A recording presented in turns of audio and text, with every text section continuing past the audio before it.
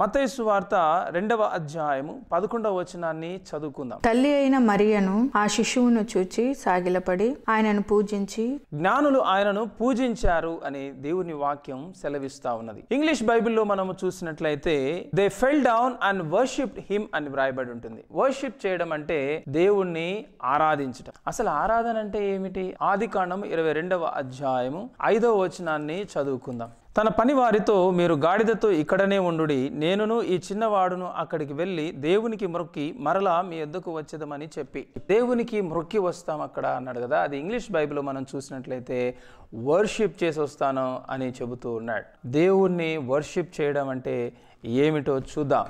అబ్రహాము దేవుడు తనకు చెప్పినటువంటి మాటకు విధేయుడై తన కుమారుని దహనబలి ఇవ్వడానికి కూడా తెగిస్తూ ఉన్నాడు.